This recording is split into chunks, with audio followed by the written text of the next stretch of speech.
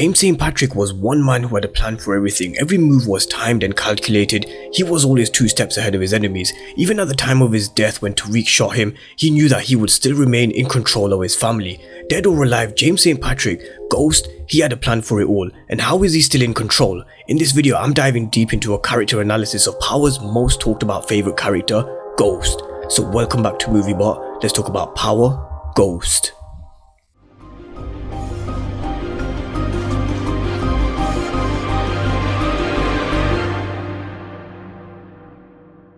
The moment you let Tommy in the penthouse to kill me was the moment you were no longer my son, and now you're my enemy.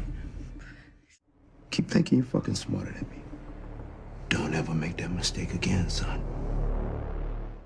So just a throwback clip from season 6 episode 7 of Power, and I am going to dive deep into this little scene later on in the video, so make sure you stick around till the end so you guys get a deeper understanding of why I think Ghost won the game of Power. But welcome back guys, hope you're all doing great, and welcome to another character analysis and a character breakdown, and one I've been waiting to do for a long time, and that was requested by a few of you guys who DM'd me on Insta, and I do have a suggestions link in my descriptions for those of you who want to suggest ideas to me or want to email me your theories and may not want to put it in the comment section. Then there is a link in my description box where you can go to. But without further ado, let's dive deep into this character analysis of James St. Patrick, Ghost. Now in my opinion, Ghost was winning while he was alive, and he set things up so cleverly. So even if he was ever killed, he ensured he had things in certain positions and things in place to ensure that he was still winning even if he wasn't around. And I'll explain my logic as to why I think this and why I think Ghost won the game of Power.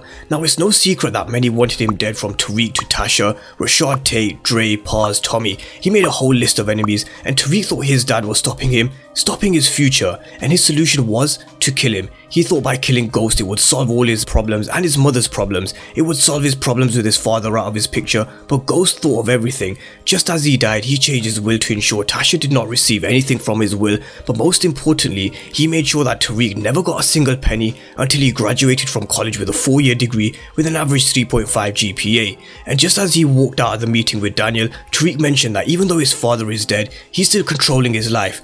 Ghost won. Now he also made sure that he adjusted his will and left money for Paz, which she then used to open up a nail salon in Queens, something that we learned about in Power Book 2 Ghost.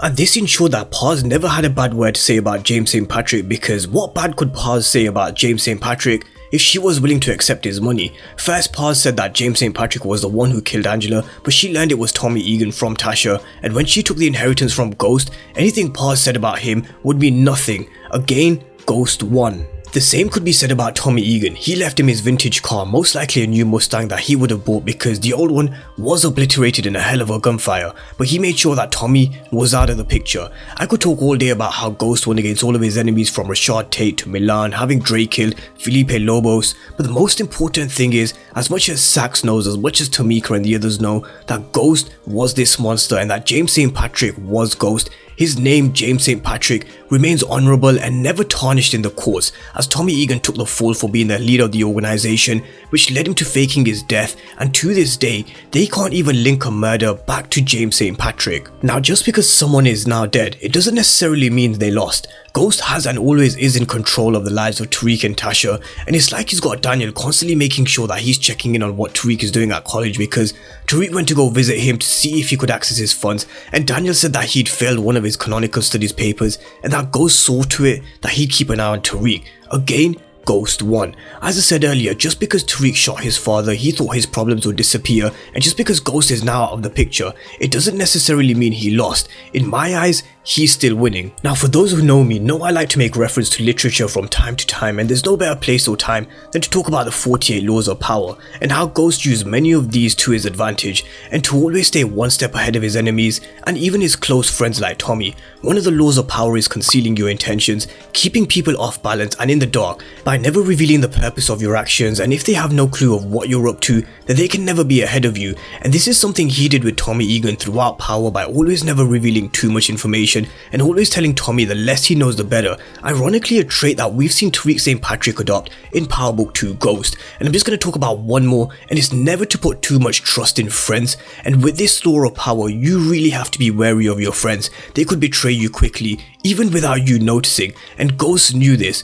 Ghost knew that he had more to fear from friends than his enemies because he knew where he stood with his enemies like Milan and Felipe Lobos. But a prime example of this was Kanan. When Kanan was released in season 2, he visited Ghost and Tommy in the penthouse suite. Tommy said that they were having problems with the RSK, and just as Tommy said this, Ghost shut him down and said they can talk about business another time. Although Kanan was a childhood friend and was the one who actually taught Ghost and Tommy the way of the streets, Ghost learned that you couldn't even trust the closest of friends in this world that they found themselves in. He told Tommy that Kanan had just got out of prison, they needed to get to know him again before they can trust him, and let's just say Ghost, he was right about Kanan. Now let's rewind it back to the clip that I played for you guys at the beginning of the video, and that was from Power season 6 episode 7, where Ghost put his unloaded gun to Tariq's face and said that the minute he left the back door open and let Tommy in to kill him, he was no longer his son and instead now an enemy, and to never think he was smarter than his father. And Ghost was right. Ultimately, when it came down to it, Tariq thought the answer to his problems would be getting rid of his father Ghost and killing him,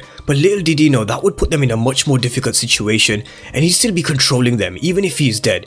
Ghost has and always wanted Tariq to focus on education and go to college, and he got his wish. Now even though I say Ghost kept his friends and enemies at arm's length, in my opinion the one friend that he did have was Simon Stern. Simon Stern made this point clear to Ghost on many times, telling him that he's his only friend.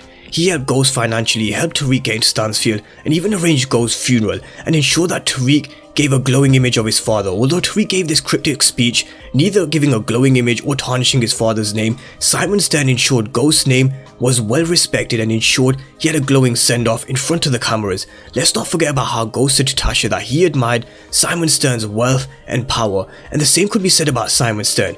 He admired James St. Patrick, his business acumen, his ability to grow his club Truth and steal Cynthia Sheridan's business from Simon Stern. Simon Stern was really intrigued in his philosophy, and most importantly, he was intrigued by Ghost, the man, James St. Patrick, and he had every right to be. Ghost was both smart and cunning, he had a plan and an answer for everything, and when he was alive, he controlled and manipulated everyone, and now that he's no longer around and dead, he's still controlling and manipulating the people that were most closest to him. Ghost got what he wanted. In my opinion, Ghost won. So this video isn't a video discussing whether Ghost is alive or not, because I know a lot of people have questioned Ghost never die quote and just generally other clues, but I think it's time to let Ghost go and just enjoy the Power universe for what it is, the direction that it's heading in, because there are exciting times to come, and the only way they bring Ghost back in my opinion is through hallucinations. So with that being said, I want to know your thoughts on Ghost. Did he win the game of Power, or do you think he lost?